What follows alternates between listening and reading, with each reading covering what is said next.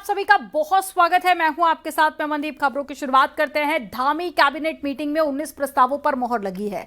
Dhami cabinet ने PM Modi की ऊर्जा बचत की अपील पर कई निर्णय लिए हैं, जिससे ऊर्जा बचत के लिए सरकारी खर्च में कटौती की जाएगी और मुख्यमंत्री और मंत्रियों की फ्लीट में 50% की कमी भी की जाएगी। हफ्ते में एक दिन नो व्हीकल डे मनाया जाएगा और सरकारी बैठकों के लिए वीडियो कॉन्फ्रेंसिंग को बढ़ावा दिया जाएगा।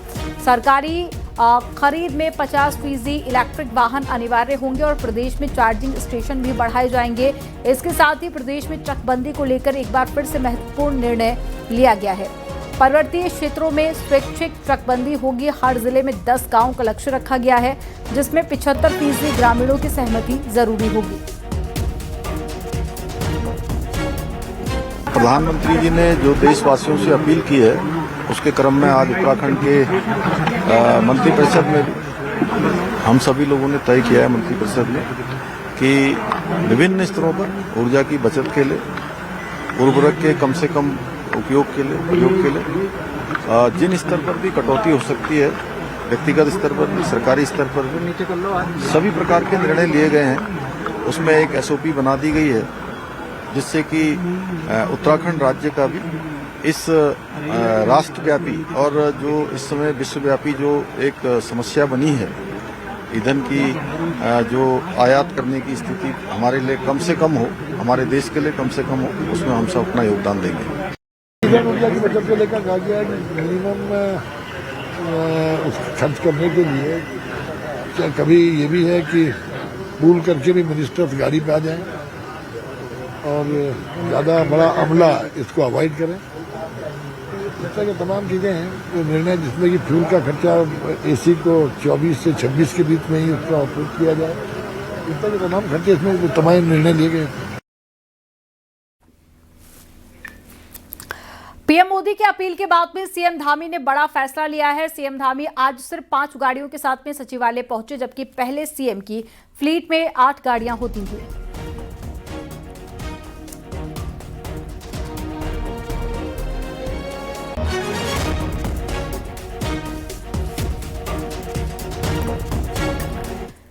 पीएम मोदी की अपील के बाद में देश भर में इलेक्ट्रिक गाड़ियों की चर्चा शुरू हो गई है। हर कोई फ्यूल बचत से लेकर पर्यावरण संरक्षण के मद्देनजर ई व्हीकल को लेना चाह रहा है। धामी कैबिनेट ने भी ईवी पॉलिसी को जल्द लाने की बात कही है। आपको इस रिपोर्ट में दिखाते हैं।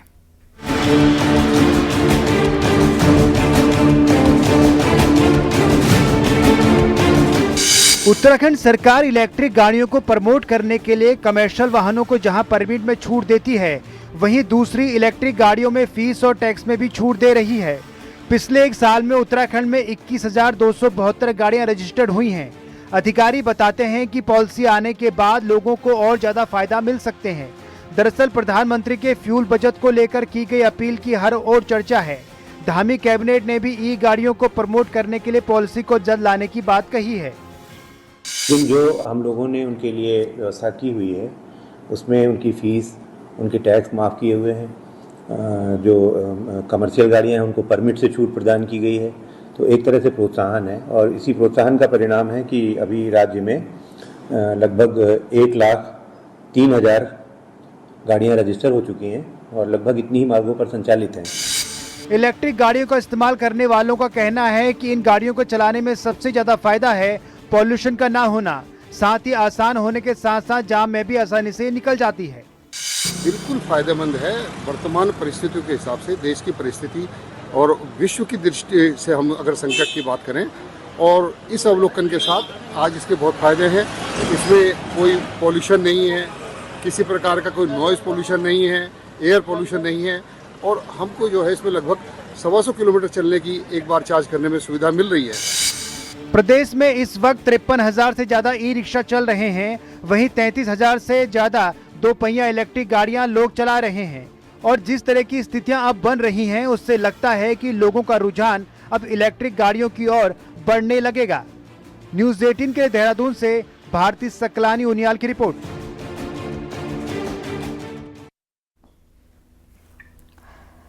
क्रूड ऑयल संकट का असर अब उत्तराखंड में सड़क निर्माण कार्यों पर भी दिखाई देने लगा है। सड़क निर्माण में इस्तेमाल होने वाला कोलतार करीब 60% तक महंगा हो गया है, जिसके चलते कई निर्माण कार्य ठप पड़ गए हैं। कोलतार की कीमतों में भारी बढ़ोतरी के बाद में ठेकेदारों ने पुराने रेट पर काम करने के लिए हाथ खड़े कर दिए हैं। कई परियोजनाओं में काम की रफ्तार धीमी पड़ गई है, जबकि कुछ जगहों पर काम पूरी तरह से रोक दिया गया है।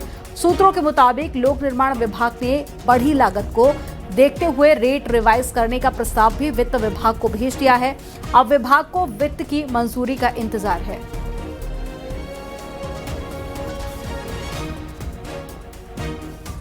देखिए, रेट को लेके जरूर कुछ हमारे पास रिप्रेजेंटेशन आए हैं। भारत सरकार ने भी जो एनएच से रिलेटेड वर्क है उनके लिए जो नए रेट हैं वो अलाउ किए हैं अपने वर्क में, तो वो हम लोग यूज कर रहे हैं। कई सारे स्टेट गवर्नमेंट ने भी किए हैं, तो उसी को देखते हुए हम लोगों ने भी एक प्रपोजल मूव किया है। फाइनेंस की सहमति उसमें ली जा रही है कि इसको किस तरीके से आगे बढ़ाएं। जिनके टेंडर पहले के हैं उनको हम लोगों ने 2 महीने के 3 महीने का एक कुशन, एक विंडो लेते हुए उसमें फाइनेंस से सहमति मांगी है कि वो रेट जो मार्केट रेट आज के डेट में है उसको उस रेट पे बिटुमिन का रेट अलाउ किया जाए। देहरादून के चर्चित विक्रम शर्मा हत्याकांड में फरार चल रहे 1 लाख के इनामी आरोपी यशराज सिंह को देहरादून पुलिस और एसटीएफ की संयुक्त टीम ने सहारनपुर से गिरफ्तार किया है। आरोपी पर हत्या की साजिश रचने, फंडिंग करने और शूटर्स की मदद करने का आरोप है। पुलिस के मुताबिक आरोपी यशराज सिंह घटना के बाद गिरफ्तारी से बचने के लिए पश्चिम बंगाल फरार हो गया था। पूछताछ में खुलासा हुआ कि आरोपी ने अपने साथियों के साथ में मिलकर विक्रम शर्मा की हत्या की पूरी प्लानिंग की थी और घटना में इस्तेमाल वाहनों, होटल्स और यात्रा का खर्च भी यूपीआई के जरिए उठाया था। पुलिस इससे पहले मामले में 2 आरोपियों को गिरफ्तार कर चुकी है, जबकि अन्य फरार आरोपियों की तलाश जारी है।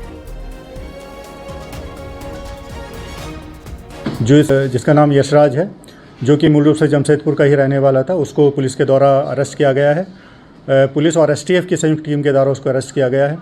उसे जानकारी करने पर पता चला कि ये मूल रूप से जमशेदपुर का ही रहने वाला एक जो शूटर था हमारा, उसके संपर्क में ये था। उससे जानकारी की गई और विशाल और अन्य लोगों के साथ इनके द्वारा जो है विक्रम शर्मा को ठिकाने लगाने का प्लान बनाया गया था। उधम सिंह नगर में गदरपुर के रामजीवनपुर गांव में ग्रामीणों ने सुरेंद्र सागर और उसके साथियों पर आरोप लगाए हैं। ये लोग जय श्री राम बोलने, तिलक लगाने पर धमका रहे हैं और लोगों ने डीएम को मामले की शिकायत की, जिसके बाद में डीएम ने एडीएम के नेतृत्व में जांच टीम गांव भेजी है। एडीएम ने गांव वालों की शिकायतें सुनी। वहीं जांच के दौरान सुरेंद्र सागर द्वारा अपनी आवासीय भूमि पर कथित रूप से ईसाई धर्म का प्रार्थना सभा स्थल निर्मित किए जाने का मामला भी सामने आया। अब पूरे मामले की जांच की जा रही है। क्या कहा आपको? क्या जबरदस्ती बताया? मैंने इसका क्वेश्चन उठाया तो मुझे मारने की में जमीनों का जो उपयोग बताया गया था, जिसके लिए अनुमति दी गई थी, उससे पृथक धार्मिक संरचनाओं को बनाकर उसका दुरुपयोग किया जा रहा था। तो उसमें अभी जांच गतिमान है, किंतु प्रथम दृष्टया शिकायतें कुछ पुष्ट हुई हैं, उसको लेकर कार्रवाई भी उसमें की जा रही है। लोगों की और भी शिकायतें आ रही हैं। उत्तराखंड के उधम सिंह नगर जिले के गदरपुर क्षेत्र के राम जीवनपुर गांव में राम का नाम लेने पर धमकी मिलने के बाद से उधम सिंह नगर जिले का जिला प्रशासन एक्शन मोड में आ गया है। उधम सिंह नगर जिले के डीएम नितिन भदौरिया के निर्देश के बाद से एडीएम कौस्तुभ मिश्रा के नेतृत्व में जांच कमेटी का गठन किया गया है। इसके साथ ही जो जिले के समस्त एसडीएम हैं उनको अपने अपने क्षेत्र में इस तरह की गतिविधि पर निगाहें रखने के निर्देश भी दिए गए हैं और आवश्यक कार्रवाई करने की बात कही गई है। उधम सिंह नगर से न्यूज़ 18 के लिए वेद प्रकाश यादव की रिपोर्ट। देहरादून में आरटीओ टीम ने मोटर पार्ट्स का सामान बेचने वाली सभी दुकानों का निरीक्षण किया, तो कई दुकानों में कई पुरानी नंबर प्लेट भी पाई गई। साथ ही 5 नई हाई सिक्योरिटी रजिस्ट्रेशन प्लेट की बरामदगी भी हुई है। आरटीओ इन्फोर्समेंट की टीम के रायपुर क्षेत्र में किए गए निरीक्षण में सब स्टैंडर्ड रजिस्ट्रेशन प्लेट की भी बरामदगी हुई है। अंदेशा है कि इस प्लेट का इस्तेमाल क्रिमिनल एक्टिविटी को अंजाम देने के लिए किया जा सकता है। नाजिल पार्ट्स नामक दुकान का निरीक्षण में कई पुरानी नंबर प्लेट भी बरामद हुई हैं।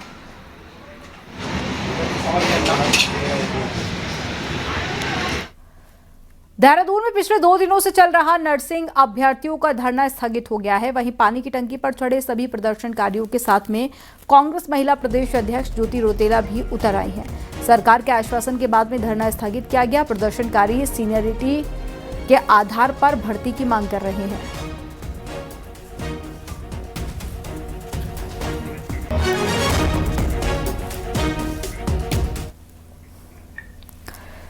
देहरादून में एक दो नहीं बल्कि दर्जनों बार अपनी मांगे मनवाने के लिए लोग विशालकाय पानी की टंकी के ऊपर चढ़ जाते हैं। 2 दिन से नर्सिंग अभ्यर्थी के आंदोलन का केंद्र फिर एक बार यही टंकी बनी है। आपको इस रिपोर्ट में दिखाते हैं।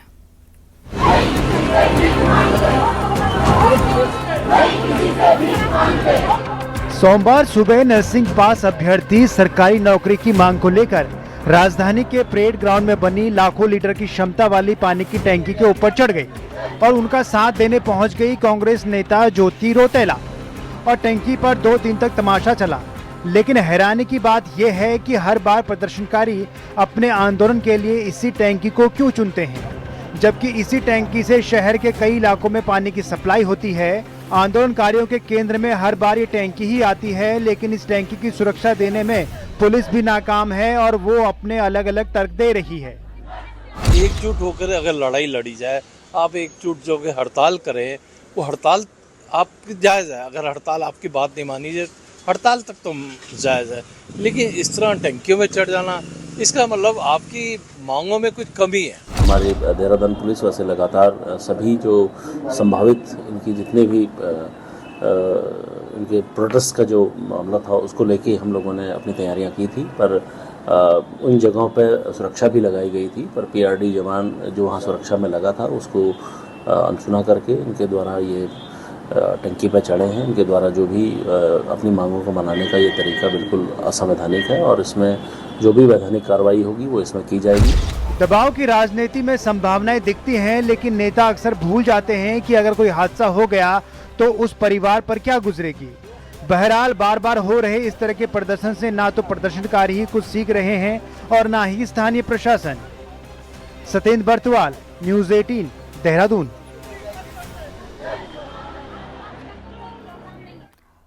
उत्तराखंड में चुनावी साल करीब आते ही प्रेशर पॉलिटिक्स तेज हो गई है। 3 दिन चले नरसिंह एकता मंच के हाई वोल्टेज ड्रामे के अलावा प्रदेश के इस वक्त अलग अलग तरह के प्रोटेस्ट भी चल रहे हैं प्रदेश में। आपको रिपोर्ट में दिखाते हैं।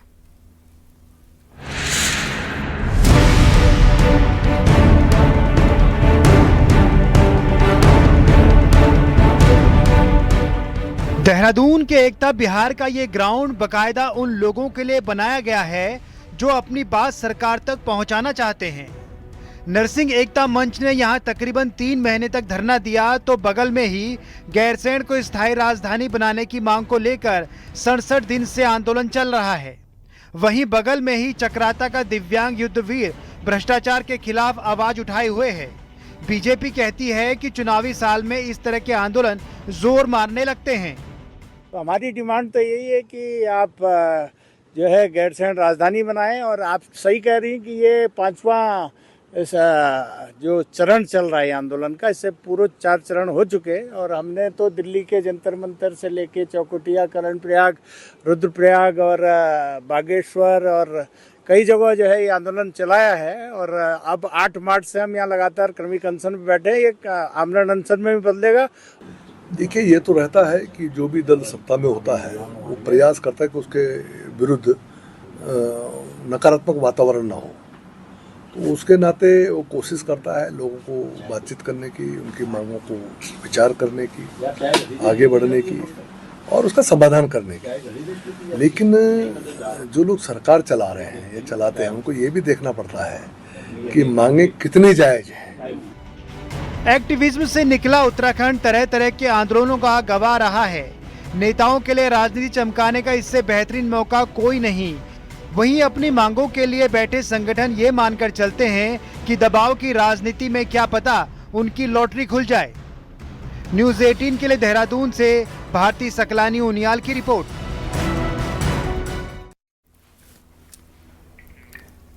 चमोली में बद्रीनाथ हाईवे पर हादसा हो गया है। कुहेड़ के पास में एक बस और ट्रक के बीच में भीषण टक्कर हो गई। हादसे में कुछ यात्री घायल हो गए हैं जिनका अस्पताल में इलाज चल रहा है। वहीं हादसे के बाद में हाईवे पर लंबा जाम लग गया। बस में सवार यात्रियों का कहना है कि ट्रक ड्राइवर की गलती से हादसा हुआ था। 8 दिन से गाड़ी चला रहा है जी। रात 8 गलती किसकी मानते हैं आप? हम बोल रहे थे, वो माता भी बोल रहे थे,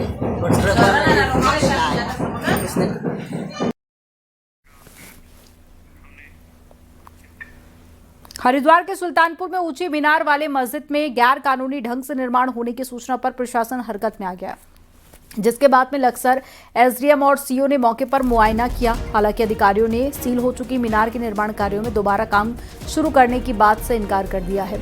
एसडीएम लक्सर अनिल शुक्ला के मुताबिक मस्जिद कमेटी की तरफ से फर्श की घिसाई का काम कराया जा रहा था।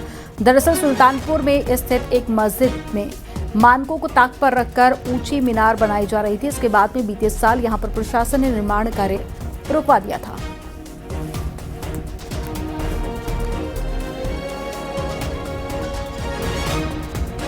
यहाँ पर निर्माण कार्य जारी हो रहा है। कमेटी के जो चेयरमैन हैं, अध्यक्ष हैं, इनके साथ जो है मौका मुआयना भी किया गया। इनके द्वारा बताया भी गया कि जो है यहाँ पर जो लोग बैठते हैं उनको जो है कुछ चुभता है, क्योंकि इसकी जो फर्श है, फ्लोर है, उसकी अभी जो है रबिंग नहीं हुई है। तो वही रबिंग का काम जो है वो भी हाथ के द्वारा किया जा रहा था, मशीन के द्वारा नहीं किया जा रहा था। देहरादून में सॉफ्टवेयर इंजीनियर के अपहरण, लूट और पुल से फेंके जाने का मामला फर्जी निकला है। पुलिस ने मामले में एक आरोपी को गिरफ्तार किया। पुलिस पूछताछ में आरोपी ने बताया कि आकाश खुद उनकी स्कूटी पर बैठा था और बाद में तीनों प्रेमनगर क्षेत्र के निर्माणाधीन पुल पर पहुंचे, जहां साथ में बैठकर देर रात तक शराब पी गई। इसी दौरान मोबाइल फोन को लेकर विवाद और छीना झपटी हो गई, जिसमें आकाश नीचे गिर गया। पुलिस के मुताबिक जांच में अपहरण कर जबरन ले जाने या फिर पुल से धक्का देकर फेंकने जैसी बातें कही गई हैं। ये बात सामने आई थी कि उसका अपहरण कर और उसको अपहरण कर ले जाया गया। ये बात बिल्कुल सिद्ध नहीं हुई है। ये घटना में भी क्लियर हो गई है, जो पूछताछों से भी क्लियर हो गई है कि वो स्वेच्छा से उनके साथ गया था। और साथ ही साथ जैसे मैंने कहा कि घटनास्थल भी तकरीबन 50-55 मिनट के आसपास रहे, वहाँ उनके द्वारा खाया पिया गया और उसके बाद जब उससे मोबाइल वगैरह के लिए बातचीत होने लगी, भाई मोबाइल दो, तब उनको छीना झपटी में उसे पैसे और मोबाइल उसके द्वारा ले लिया गया और छीना झपटी में वो नीचे गिर गया। सीएम पुष्कर सिंह धामी लैंसडाउन में बीजेपी के जिला प्रशिक्षण अभियान में शामिल हुए। सीएम धामी के साथ में बीजेपी के प्रदेश अध्यक्ष महेंद्र भट्ट भी मौजूद थे। प्रशिक्षण अभियान में बीजेपी कार्यकर्ताओं को 2027 विधानसभा चुनाव को लेकर टिप्स दिए गए। इस दौरान सीएम धामी ने कार्यकर्ताओं की जमकर तारीफ की। मुख्यमंत्री ने कहा कि कार्यकर्ता ही हमारी ताकत है। मुख्यमंत्री ने कार्यकर्ताओं से पूरी ताकत के साथ में चुनाव मैदान में उतरने की अपील की। तो मुझे पूरा विश्वास है कि हम तीसरी बार भी उत्तराखंड में राष्ट्रवाद की विजय का ध्वज फहराएंगे हम सब मिलकर। साथियों, आपके ही प्रयासों से सरकार की नीतियां और योजनाएं जन जन तक पहुंच पाती हैं। आप सभी उसके वाहक हैं।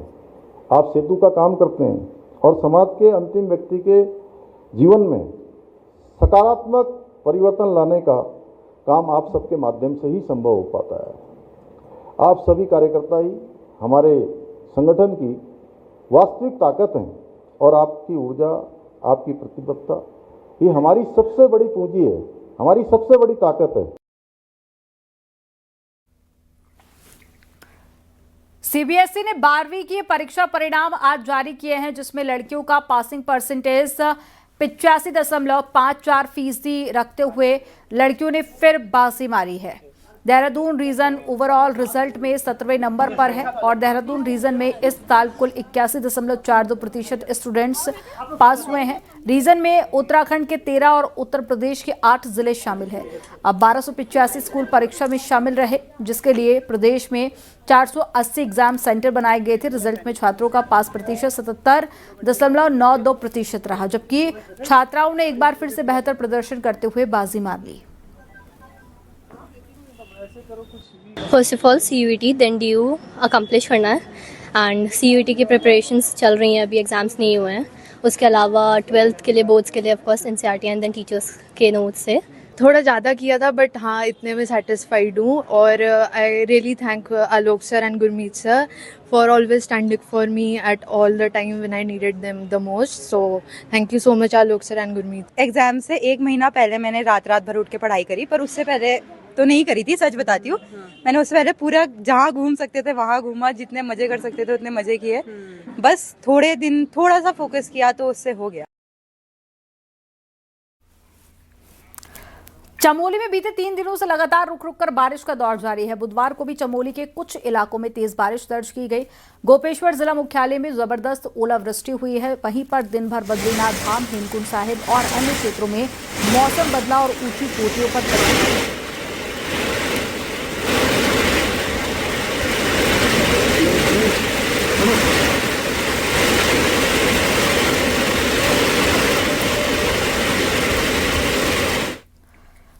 बिना रजिस्ट्रेशन, बिना पॉल्यूशन सर्टिफिकेट वाली पेट्रोल स्कूटी चलाने में ट्रोल होने के बाद में कैबिनेट मंत्री गणेश जोशी बुधवार को सचिवालय में आयोजित कैबिनेट मीटिंग के लिए इलेक्ट्रिक स्कूटी से पहुंचे।